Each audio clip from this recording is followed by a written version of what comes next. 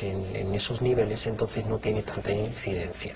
Pero yo quiero ir al lado de pasivo, ¿no? Que activos son los créditos en los bancos, al lado de pasivo. Es decir, lo que pagan los bancos por los ¿qué ahorros? pagan los bancos por los ahorros? Entonces es ridículo cuando nosotros tenemos unas cifras de concentración tan fuertes. Tú sabes que depósitos a la vista, el 57% están en un solo banco. Y dos bancos tienen el 85% de las cuentas corrientes en personas naturales. ¿No? Estamos hablando de que dos bancos tienen el 85%. ¿Ok? Si nos vamos ya a cuentas de ahorro y depósitos a la vista, 49% en un banco, ¿no? Y entre tres ya tienen el 85%, entre tres. Y todo eso hace que la gente cobre su sueldo. ¿Por qué? Porque por ley no tienen derecho, en teoría, a elegir dónde elegir, que es inconstitucional y se viola la ley de protección al consumidor. ¿Y qué es lo que dan de tasa de interés esas cuentas? Un 1%. Oye, pero si la tasa de referencia está en 6, porque los certificados de depósito del BCR están en 6. ¿Y por qué están en 6? Porque el gobierno lo que quiere es que la gente no consuma, ahorre. Pero ¿cómo vas a ahorrar con un 1%? ¿Cómo vas a ahorrar con un ITF? ¿Y cómo vas a ahorrar, ¿no? Si después tenemos comisiones, portes, etcétera?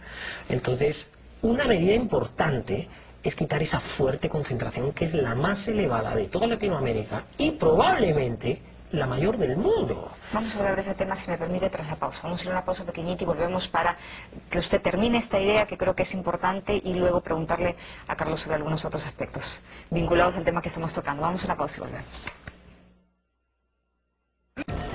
Bien, estamos con Carlos González, gerente de estudios económicos de la Asociación de Exportadores a mi izquierda, y a mi derecha Miguel Ángel Martín, experto en finanzas de Centrum Católica. Miguel Ángel, hablaba usted de un tema importante para todos los que en algún momento han tenido la ilusión de meter algo de dinero al banco y esperar que este dinero crezca, de la poca tasa que lamentablemente el sistema financiero paga. Hay algunas que resultan, hay algunas de 4 o 5 anual a plazo fijo de 1000 años, y luego de eso la mayoría es muy, muy reducida. Claro, pero mira, tienes que tener en cuenta una cosa, Jimena, y es, si tú te vas a Estados Unidos, a Europa, la gente puede invertir en letras del tesoro, que son los títulos del gobierno. Aquí en el Perú, no. ¿Quiénes pueden hacerlo? Las instituciones financieras. En un inicio, ¿no? En el año 2002, solamente podían los bancos. Ahí recién se amplió ya a que otras instituciones pudieran entrar como fondos mutuos, etcétera, pusieron el grito en el cielo, porque decían, oye, mira, pero... Y oye, ¿por qué no dejar que las personas naturales inviertan en el activo más seguro? Porque no es justo, ¿no?, que se cobre el sueldo, se cobre la planilla, estén captando al 1% solamente esos 3 o 4 bancos y después estén invirtiendo ese dinero al 6%. Yo te he traído un ejemplo porque esta es algo, ¿no? En un sobre, llegó a todos los ciudadanos españoles en un sobre, esto, 20 aniversario de las letras del tesoro, y dentro del sobre mira lo que dice, elige, ¿ok? Y esto así que mira, lo voy a leer para los televidentes, letras del tesoro rentables desde hace 2 décadas. Hoy en día las letras siguen ofreciendo una rentabilidad cada vez más competitiva frente a otras alternativas de inversión. En la subasta del 16 de enero de 2008, las letras a 12 meses daban una rentabilidad de 3,85 y a 6 meses de 3,92. Miles de personas ya celebran las múltiples ventajas que obtienen con letras del tesoro. ¿Y usted qué elige? Las letras del tesoro son la inversión más segura ya que cuentan con la garantía del Estado. Además, ¿sabía que ya puede adquirir letras del tesoro a través de Internet de forma cómoda y con tal tranquilidad? Oye, estamos hablando que 20 años. ¿Cuánto retraso tenemos que tener aquí en el Perú para que las personas naturales puedan aprovecharse de eso? Después los bancos, cuando se habla de una medida así, dicen, no... ¿Estamos preparados para algo así? Por ¿Cree usted que el supuesto. mercado está preparado? Hoy día con la tecnología, por supuesto. Y de esa forma, ahí... Eso ayudaría al BCR, sube la tasa de interés y ahí no va a haber que el banco se va a beneficiar de esa subida de tasa de interés. ¿Por qué? Porque la gente va a poder ahorrar a esa tasa, porque si tú no me pagas esa tasa, yo meto en un certificado de depósito del BCR a 3 meses, a 6 meses o a 1 año. Pero en resumen quería, primero voy a ir con Carlos, luego vuelvo con usted, quería un poco volver a este análisis de qué ha pasado con el consumo y qué ha pasado con las tasas de interés luego de las medidas del Banco Central de Reserva. Carlos, ¿cómo ve usted el comportamiento de la inflación? Porque digamos, la meta central es la meta importante del Banco Central es aguantar inflación, ¿verdad? Aguantar el consumo, que el crecimiento no sea de manera tan explosiva, que más bien sea un crecimiento, digamos, sostenido en el tiempo. ¿Cómo ve estas cifras en lo que resta del año? Por ejemplo, las de inflación. En algún momento Julio Velarde dijo que él estaba preocupado por el excesivo entusiasmo de los empresarios y justamente estas medidas eran como para bajar un poco o aquietar un poco las aguas, ¿no?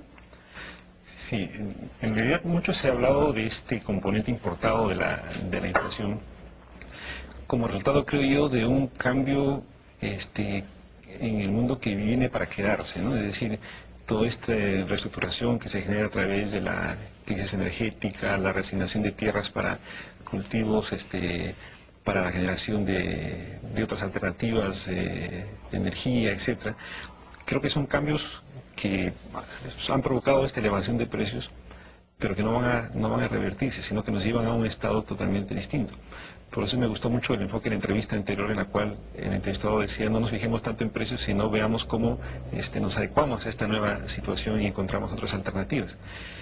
Pero eso significa que la inflación no va a ser un fenómeno que se sostenga en el tiempo, sino que va a ser un fenómeno transitorio, y una vez que se alcance una estabilidad a precios más altos, quizás la inflación debe bajar. Y creo que la apuesta del Banco Central va en ese sentido, de que esto no va a ser un fenómeno que se va a ir expandiendo, sino que se va a ir controlando. Y nosotros compartimos esa apreciación y creemos que lo debemos ver en los próximos meses. Ahora, en todo esto es muy importante nuevamente el tema de las expectativas, ¿no? Y creo que esa debe ser una de las preocupaciones del Banco Central de Reserva, porque el éxito de su inflación meta depende mucho de que esa meta sea creíble, sea incorporada en la expectativa de la gente. Entonces, creo que estamos en un periodo de evaluación de qué tan bien manejamos toda esa especie de pánico inflacionario, esa inflación psicológica que ya se ha registrado en el primer trimestre. Hoy día anunciaban de que posiblemente la inflación sea cero el mes que viene. Entonces creo que conforme se vayan viendo resultados de una reversión del proceso inflacionario, también estas expectativas se van a ir despejando, y confiamos en que el Banco Central alcance ese objetivo, ¿no? De volver a colocar la inflación dentro de la franja de meta que se ha planteado, ¿no? En ese sentido, creo nuevamente que hay que reafirmar las medidas que ha tomado el Banco Central, porque creo que era necesario que fueran firmes, que tuvieran un mensaje de firmeza y de contundencia, porque es la única forma de ahuyentar precisamente estas expectativas que se habían estado alimentando en exceso. Miguel Ángel, ¿cómo digamos, las medidas del Banco Central de Reserva no surten efecto de inmediato, es más a mediano o largo plazo, digamos, pero la inmediata respuesta de las tasas de interés y del crédito, ¿cuál ha sido desde su punto de vista? Bueno, aquí tenemos dos tipos de políticas. En primer lugar, el BCR lo que ha hecho ha sido subir la tasa de interés al no encontrar una respuesta, porque verdaderamente las tasas de interés activas, además de consumo, son tan altas, ¿no? Y por el lado del ahorro, como eso no llegaba debido a la fuerte concentración, empezó a trabajar el tema de encajes. Entonces ahí sí, porque oye, si yo estoy captando, pero resulta que no puedo después colocar todo, entonces ya me suele, ¿no? Entonces por ahí puede haber habido algún impacto mayor. ¿Qué sucede, Jimena? Nosotros tenemos distorsiones muy altas. Hablamos de una economía neoliberal, perfecto, ¿ok? Pero hay cosas bien claras. En primer lugar, el precio de los créditos. Es decir, son tan altos los créditos, llegamos a créditos bancarios de 200% de tasa. 200%. ¿Okay? Llegamos a créditos, ¿no?, de microempresarios que como mínimo son 60%. Entonces una subida o bajada de tipo de interés de 1 a 5% incide, tiene una incidencia muy baja. Entonces tenemos un problema ahí clarísimo, que es el tema de precios. La gente no sabe lo que le está costando el sacar un préstamo, la tasa de interés o tasa de costo efectivo, que no vamos hoy a incidir en ese tema, ¿no? Pero el otro tema es la falta de competencia, porque hay tasas tan altas en la concentración. Entonces hay una medida clarísima. La SBS tanto